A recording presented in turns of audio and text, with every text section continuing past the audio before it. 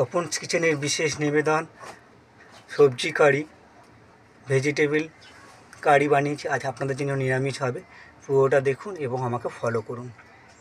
নমস্কার, তপন কিচেন থেকে আপনাদের সকলকে জানাই পয়লা বৈশাখের শুভ আন্তরিক অভিনন্দন ও শুভেচ্ছা।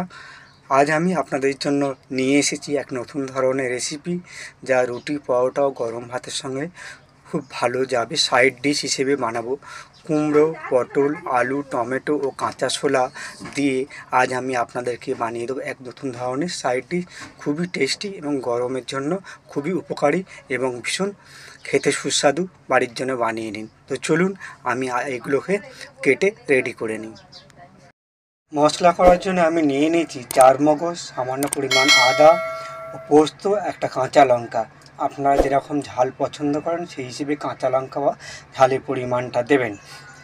আমি একটা কাঁচা লঙ্কা কুচিয়ে দিয়েছি, একটা গোটা দিচ্ছি এবং বাকি মশলাও অ্যাড করব। চলুন মশলাটা আমি বেটে নিই।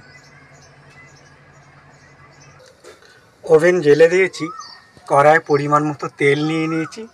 একটু বেশি তেল নিয়েছি কারণ পটল ও আলু ভেজে নেব। পটলগুলো আগে ভেজে নিই, তারপরে আলুটা ভাজবো। চলুন পটলটা ভালোভাবে ভেজে নিই লাল লাল করে। দেখুন পটলগুলো লাল লাল করে ভেজে নিয়েছি। এবার একটি পাত্রে তুলে নিই।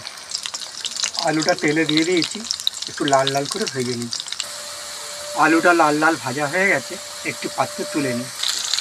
কুমড়োটা তেলে দিয়ে দিয়েছি, লাল লাল করে ভেজে নিই। কুমড়োটা লাল লাল করে ভেজে নিয়েছি, এবার একটি পাত্রে তুলে নিই। ভাজা তেলের মধ্যেই আমি দিয়ে দিচ্ছি পরিমাণ মতো পাঁচ ফোড়ন, একটা গোটা তেজপাতা ও সঙ্গে দিয়ে দেব অন্যান্য মশলা। দিয়ে দিচ্ছি সামান্য পরিমাণে হিং। আপনারা যারা হিং পছন্দ করেন না, নাও দিতে পারেন। আমি ওর মধ্যে হিং অ্যাড করলাম। এইবারে দিয়ে দেব অন্যান্য মশলা। দিয়ে দিচ্ছি কারি পাতা। তেলের মধ্যে দিয়ে দিচ্ছি কেটে রাখা কুচনো টমেটো। টমেটো নরম করার জন্য আমি ওর মধ্যে দিয়ে দিচ্ছি পরিমাণ মতো নুন। নুনটা পরিমাণ মতো দেবেন, কারণ রুটি ও পরোটার সঙ্গে খাবেন, সুতরাং নুনের পরিমাণটা যেন বেশি না হয়ে যায়। দিয়ে দিচ্ছি সামান্য পরিমাণে হলুদ গুঁড়ো। ভালো করে মশলাটা মিশিয়ে নিই। সঙ্গে দিয়ে দিচ্ছি কাঁচা লঙ্কা কুচি ও ভেজানো ছোলা। ভালো করে মিশিয়ে নিই।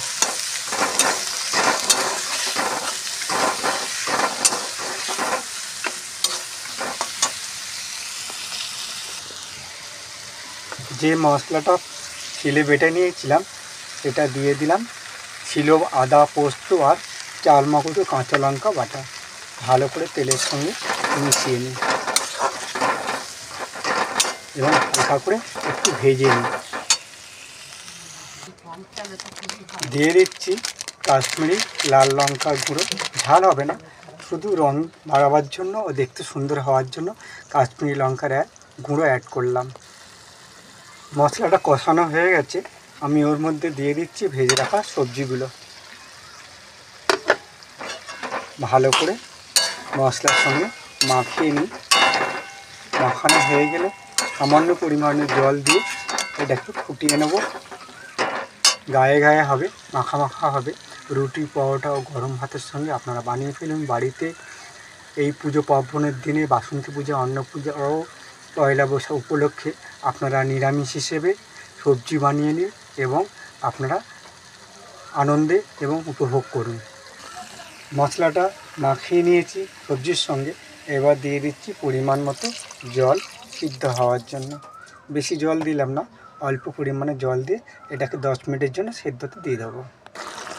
জলটা শুকিয়ে এসেছে, আমি ওর মধ্যে দিয়ে দিচ্ছি সামান্য পরিমাণে চিনি আর সামান্য পরিমাণে গরম মশলা গুঁড়ো। ভালো করে নেড়ে নেব। বানিয়ে নিয়েছি নিরামিষ ভেজিটেবল কারি। পূজা উপলক্ষে নিরামিষভাবে বানিয়েছি। আপনারা বাড়িতে বানিয়ে খেতে পারেন, পরিবারের জন্য বানিয়ে খান এবং পূজাগুলো আনন্দ উপভোগ করুন। যদি আমার এই রেসিপি ভালো লেগে থাকে তাহলে তপনস কিচেন একটা লাইক করে দেবেন। ভালো থাকবেন, সুস্থ থাকবেন, সাবধানে থাকবেন। আবার দেখা হবে নতুন এক ধরনের রেসিপি নিয়ে। ধন্যবাদ।